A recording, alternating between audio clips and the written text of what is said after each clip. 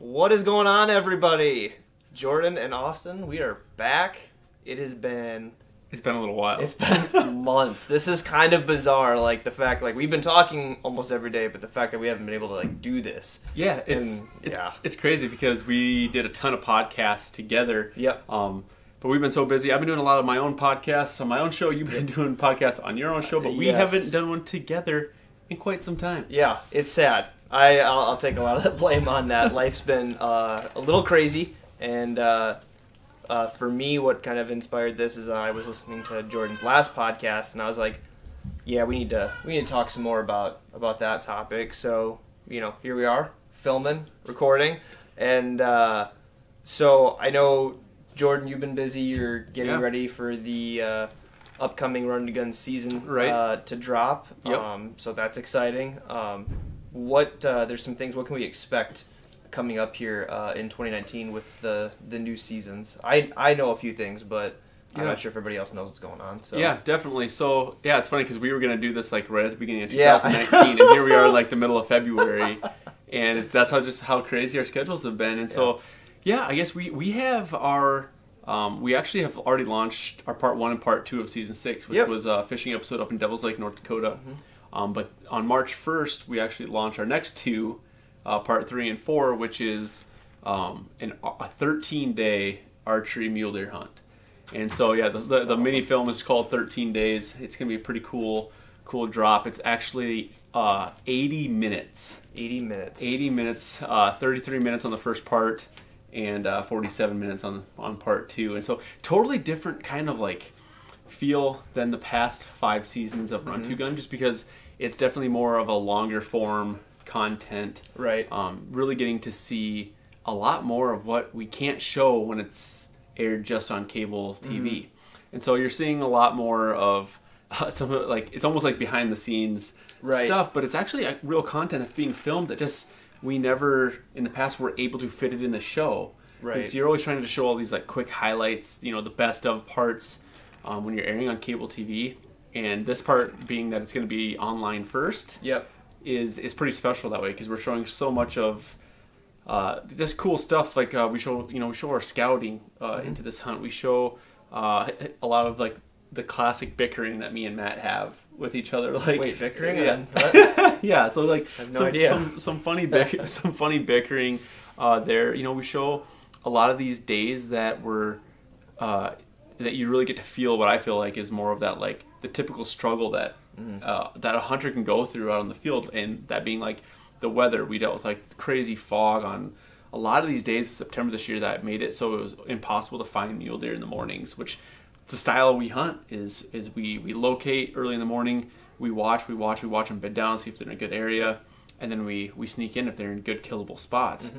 And so it was just all these different little factors that normally on our TV show you're only going to see a little bit of that, and then most of it the day of when you're putting a stock on, the typical kill stock of a show. And so you're getting to see much more of the journey behind what we went through over this 13-day hunt. So it's pretty cool, all the different factors that you're seeing there that normally haven't been shown on some of the Run2Gun cable TV.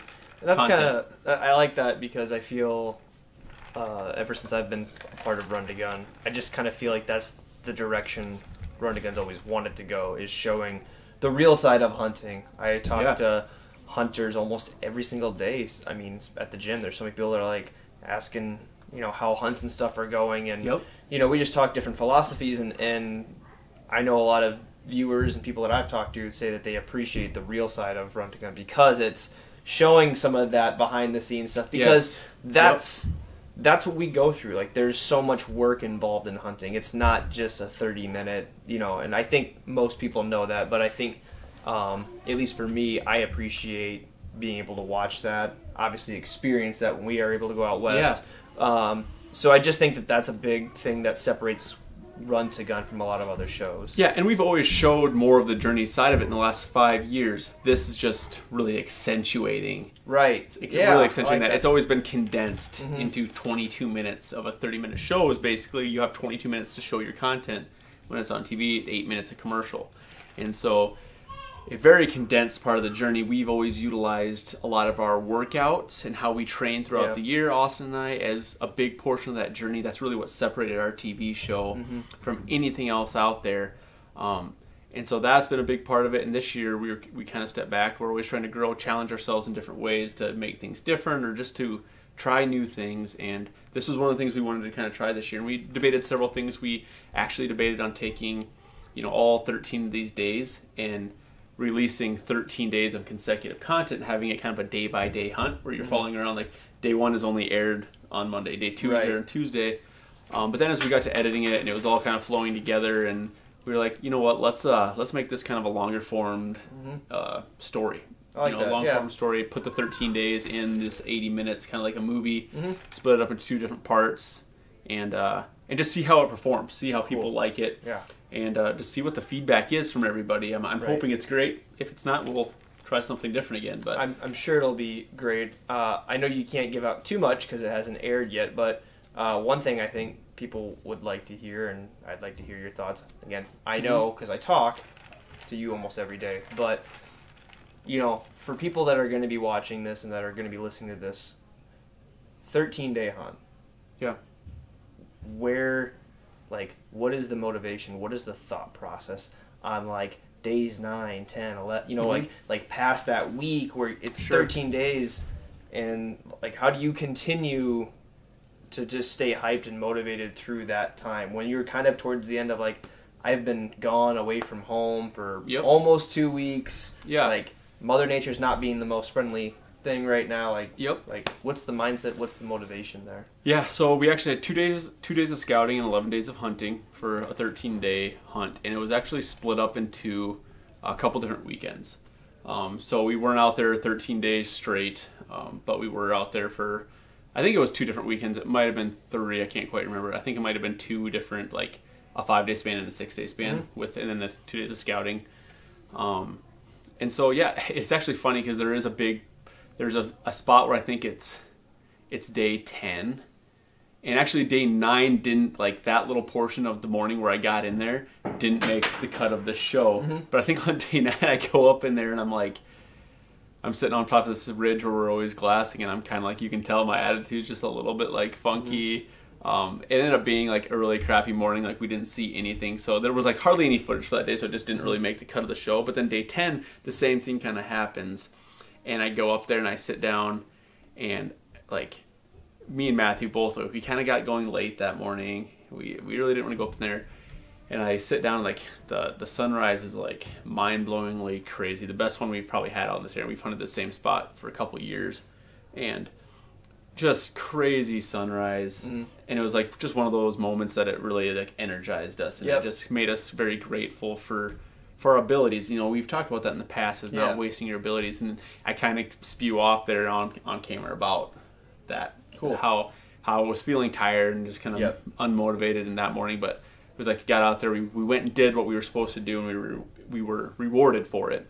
And so that was just kind of a cool, and it's cool because you guys get to see it and feel it's getting tiresome, and it's not our hike up into our hunting spot's that crazy. It's 1.75 miles to 2 miles kind of up onto this big ridge that we glass all around, and then from there we hike off in these other areas. So we're putting in miles, but it's not it's crazy rigorous. The way in is a whole gradual uphill the entire way, but it's not it's on some of our other hunts in New Mexico where it's you better be in shape. This is something you gotta you got to have a little something going for you. You're going to be tired by day 4 or 5. But you can kind of tell by, even after I harvest this mule deer that I get on this hunt, I kind of talk about how I'm we're really stoked about getting this deer down because, we're kind of getting tired. And it was just that mental drain of just trying to get it done on a specific deer, because we were after 2 of these deer, and I had chances at both of them. You guys will get to see. And so when it happens, it was just kind of this relief and finally. And I talk about how I'm it's kind of a haul in here, and I catch myself at in the footage, and I'm I say a haul to get back up in here, and I'm dude, it's 1.75 miles, 2 miles, really not a haul. We put on a ton more than that on a lot of our hunts, but by that point in the hunt, it must have been feeling like a haul to me, because I said it that way, And so I'm when I'm editing it, this past over weeks, I was reviewing it, and I kept on hearing that where I said that, and I'm why was I saying it's a haul up in there? I've never once thought that, but I'm like, at that moment, I must have been feeling that way. Right. I must have been feeling like, dude, this is getting to be a haul. This is getting to be taxing on not just my body, really, because I don't think it was, but I think it was just taxing on my mind. Right. And so seeing that same scenery day after day, we were hunting the same spot, doing the same thing, having, looking at those same deer that we were trying to get, but we were being patient because, on days that they weren't bedding up in a killable spot, we left them alone. So it was like, you go up in there, you see the deer you want, and you don't go after them. And it's like, that's the thing about archery hunting when you're trying to be successful with it, is making these choices. Yep. And so I think it must have just been that, like, it must have been taxing on my mind where it felt like everything was harder than what it really was. Yep. And so it's really fun to have actually like video footage, documentation, and evidence of those things, of like where your mind was at on some of these things. And like, it's really funny because I think about, those things, and like you were even talking to me today about like where your mind is at with what you're going through now compared to what it was a couple years ago. Exactly. And so it's fun to have some of that video documentation. So it's like, let's talk about that, on how like we haven't caught up in a while, and you were telling me like about work, school, your training, like let's catch up on that. And I think it's gonna kind of circle back to this whole thing. Yeah, no, that I love it, because I think, and that's why I was curious, because a 13-day hunt is taxing. I haven't even been able to go out with you guys for that long, but there's been times we've went out multiple weekends to the same spot and did the same thing and got the same routine. And so that's why I'm like, okay, well, where's the mindset shift now? And like you had kind of said, it was like, well, you thought something was a haul, and you're like, well, it wasn't really that much of a haul. It was just where your mindset was at. And so for me, like 2 years ago, I was taking a lot of advanced science classes, and our gyms were getting busier. Things at work were just getting crazier in a good way, but I was really struggling with like my time management. It was just stressing me out. I was starting to say no to different things to try to like balance my schedule, but that's hard for me because I don't want to ever miss really good opportunities, and you never know, like if there's an opportunity and you think it's good, it could turn into something great. So I was just in a really mentally exhausted place, and that's hard for me to admit because I just I work. That's what I do. That's how we've gotten to know each other and become such good friends. We just have that work mindset that we don't ever want to admit that we're mentally exhausted or beat down a little bit, or something is getting like to be a haul when it's like And so for me, I did a podcast earlier, and I said, don't make a New Year's resolution, make a promise to yourself. And so that's the mindset that I've had in 2019. And so I went back to, I still use my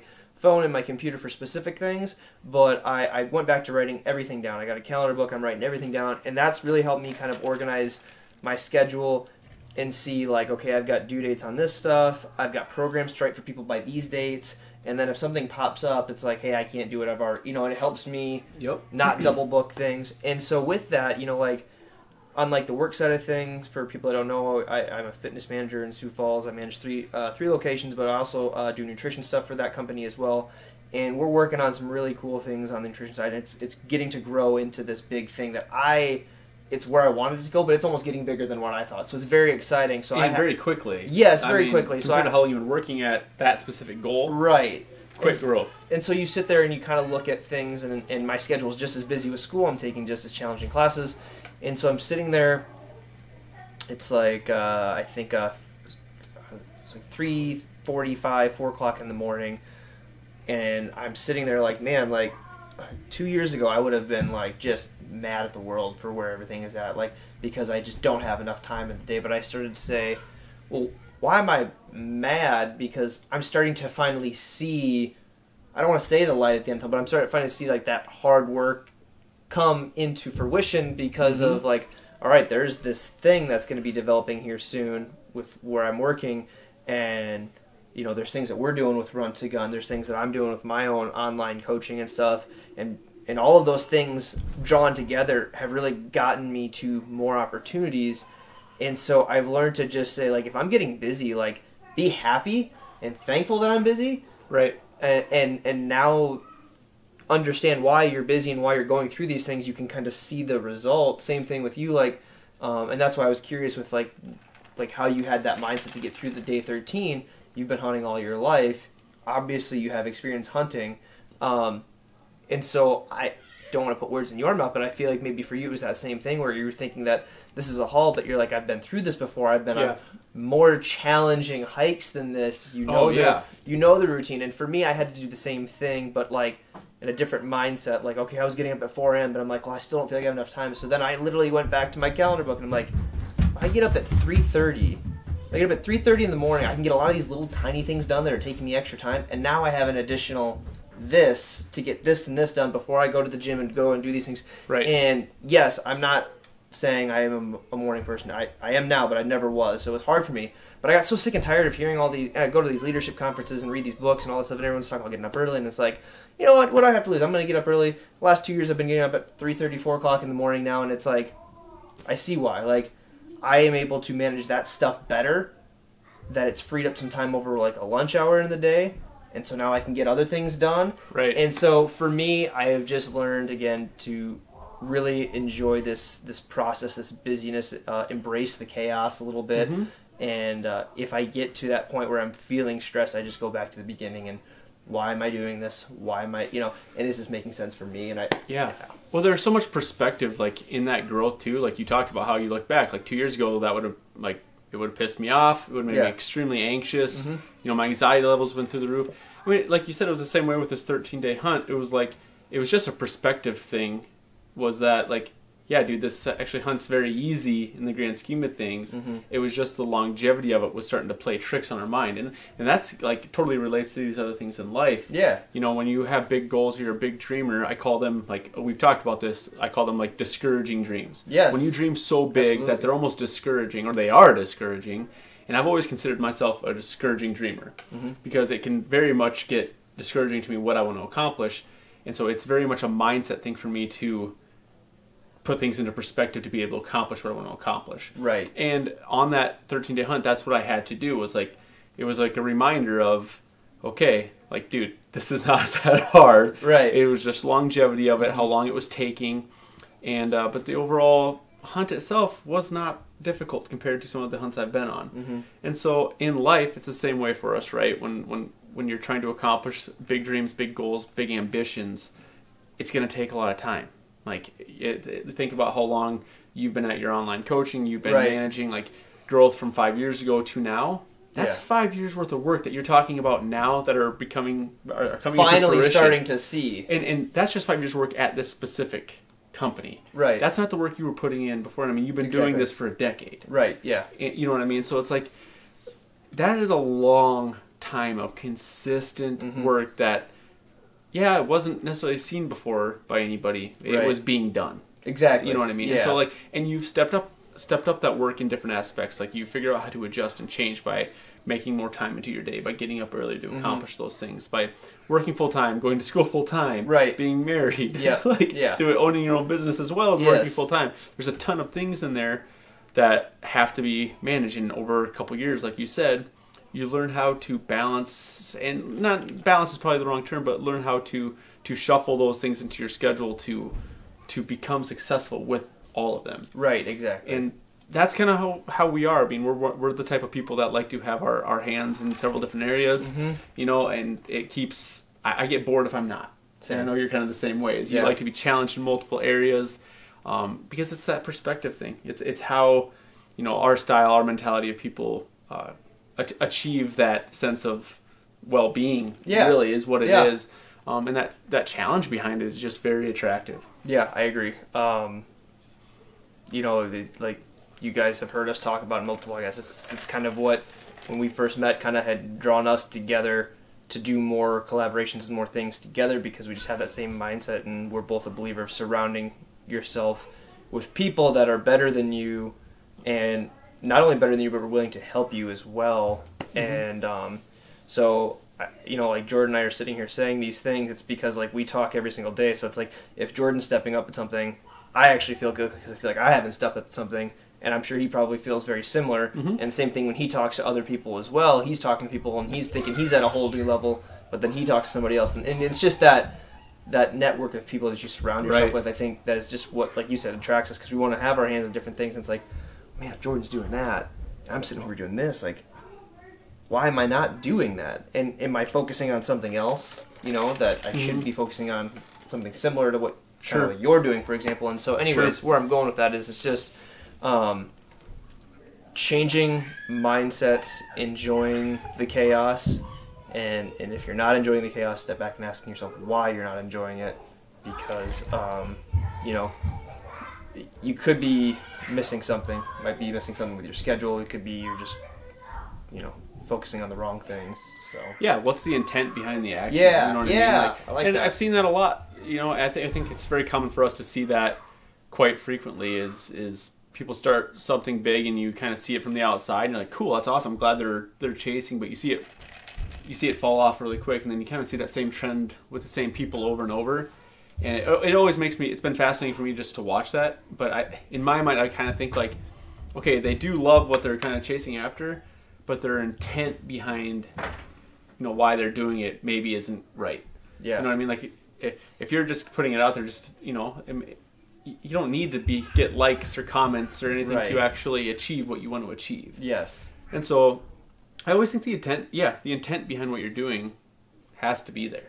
And I feel like with, you know, a lot of things we've done, we've been lucky that, you know, we've chased what we love and had the intent of what we wanted behind it. That was, we were honest to ourselves. Yeah. From the very beginning. You know what I mean? And so that's been cool. So 2019, dude, we haven't got to catch up on this. What you got any big things planned for 19? What are you trying to accomplish here? Oof, I've got a few things. To get my first mule deer out west would be lovely. Okay. That's a big thing. Been trying at that for a little while. Several years. So that's one of them. Right now, with what we're doing at Great Life, with you know, the company I work for with nutrition. Yep. I want to finish that that journey in 2019 and have a full bore system, so we can just better educate and impact people from a non-biased standpoint. Yep. We're not here to tell people what to do. We're here just to educate. And so I really want to get that thing finalized by the end of this year. Awesome. And just those are just two big things. You know, I'm in school. It's going to take me a little while, you know, because I got to focus on my full-time job. But just to progress further with that too, and you know, just to be a better son, be a husband. That's, you know, be a better friend. That's always the goal every single year. And if I don't know what that means right away, I'll find out what it means and I'll figure it out. Oh yeah, so. It's funny because I was throwing back a throwback episode the other day. It was all the way to season 2, and we were talking about that same thing. You know, to be a better husband, to be better. You know. Yep. You know, we've been saying the same stuff for a lot of years. It's kind of crazy, but it's just what we've always believed in. So it's kind of cool to run into those different things. It's kind of sweet. So it's always good to go back to those things because it goes back to, you know, it's what's the intent behind the act. It's just it's good for us to go back to stuff like that because we experience things all the time, and if you don't go back to your intent behind the action, I'm going to use your words here, then you're going to lose yourself. You're going to get frustrated with yourself. And you need to always go back to the why, you know, and how you're going to get there. So totally, yeah, I agree. Well, thanks for tuning in. Thanks for listening to us kind of just catch up. Yeah. Thanks for putting up with the circus above us. We're down in the basement of our house. We got a circus of kids running around above us. So thanks for listening to that as well. We hope to catch you guys next time tuning in to the Perform Right podcast and the Run2Gun podcast. And the Run2Gun podcast. Thanks for listening. Thanks, guys.